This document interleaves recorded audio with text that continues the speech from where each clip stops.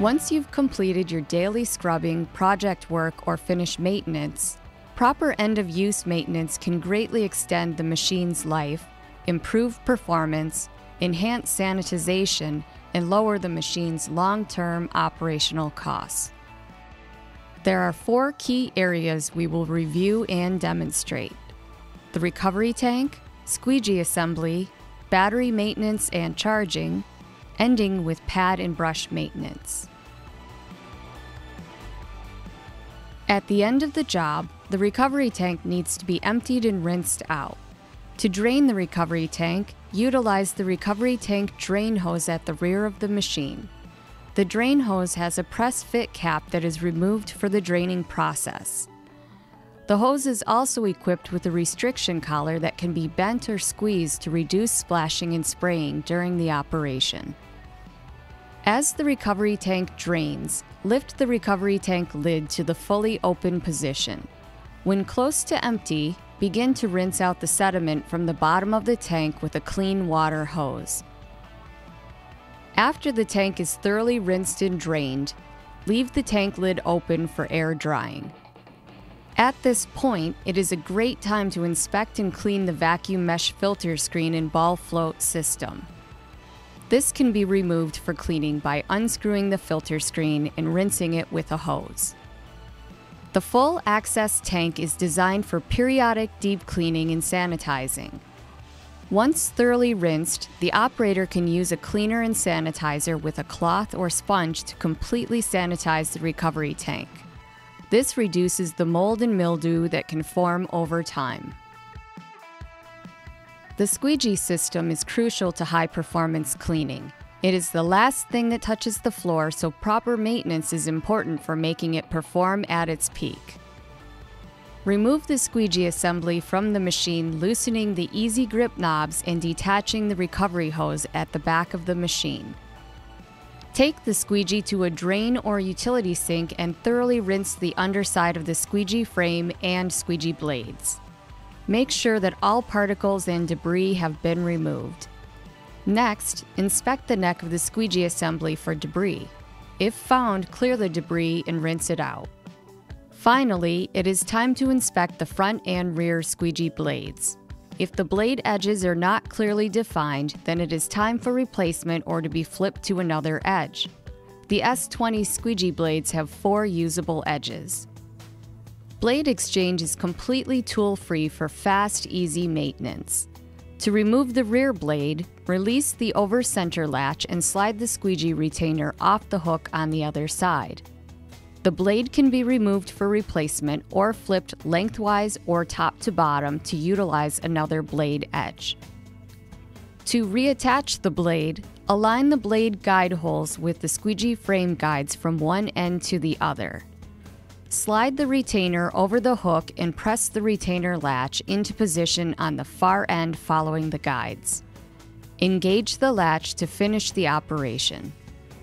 The front blade exchange is completed in a similar fashion to the rear blade by removing the front blade retainer, attaching a new blade using the guides, and re-engaging the squeegee retainer. When squeegee assembly and blade maintenance is complete, reattach by aligning the assembly, tightening the easy grip knobs, and reattaching the hose. Based on research and experience, batteries are the #1 nuisance issue and drive a high cost of ownership if not properly maintained. With the S-20, you can select from 2 types of batteries: wet lead acid or sealed maintenance-free AGM.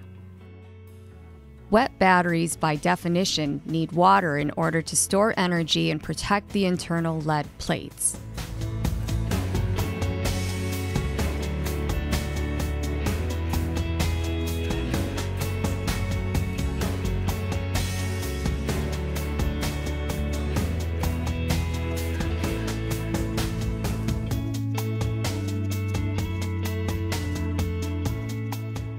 Battery watering frequency depends upon usage, but the best practice would be to check weekly.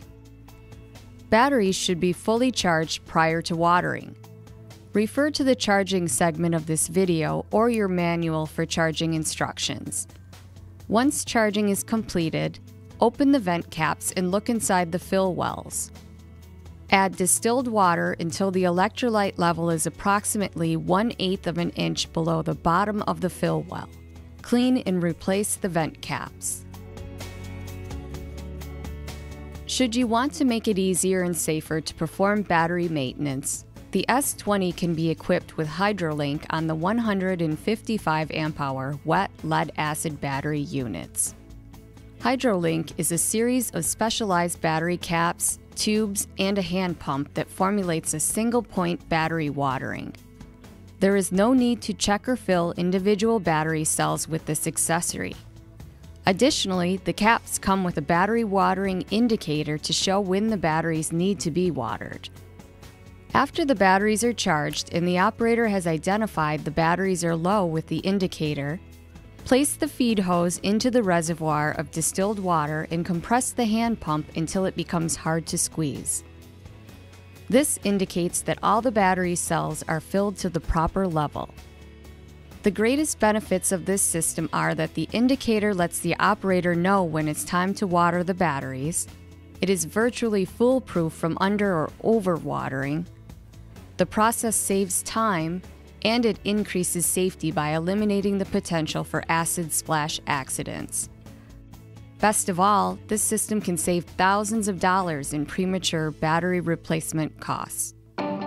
The S-20 can be equipped with either an onboard or off-board charger. The onboard charger is equipped with a 9-foot-long cord that can be plugged directly into a 120-volt outlet. The cord wrap on the unit has a quick-release hook. The lower hook allows the user to slip the cord off, and then the cord can be lifted off the upper hook, all without having to unravel the entire cord. The onboard charger has charging LED lights. The red light means it has just started the charging cycle, the yellow light indicates that it has reached the second phase of charging, and green means fully charged. The off-board charger has both a standard 120-volt power cord and a cord with an Anderson connector. There is also an Anderson connector on board the S-20 located on the lower control panel at the rear of the machine. With the 120-volt cord plugged into the wall, you connect the two Anderson connectors and the batteries begin to charge. The off-board charger also has charging indication LED lights. The primary indicator light is green, and if blinking slowly, then the batteries are still below 80% of full charge.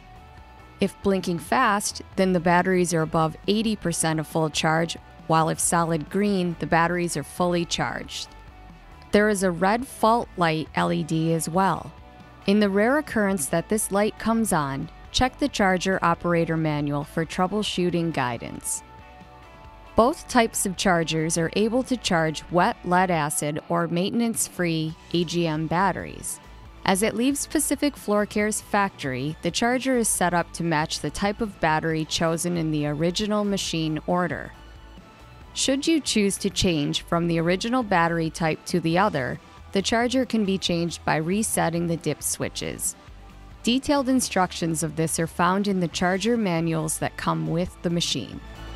This portion of maintenance is simple and quick, but key to keeping your S-20 performing at peak levels. Remove the pad driver or brush to check for wear. To remove the pad driver or brush from your disk unit, locate the automatic off switch on the lower control panel at the rear of the machine. Depress position A for 1 to 2 seconds and then depress position B to click off the cleaning tool. For the orbital unit, simply pull off the pad, taking care to follow proper safety precautions as indicated on your chemical product label in regards to coming in contact with solution. Should the pad or brush show ample wear and have reached the replacement point, simply discard the pad or brush and replace it at the beginning of your next shift. Alternatively, if not worn out, you can extend the life of your cleaning tool by rinsing out any captured debris or sediment and then hanging it to dry between shifts, a simple step that can lower your cost to clean.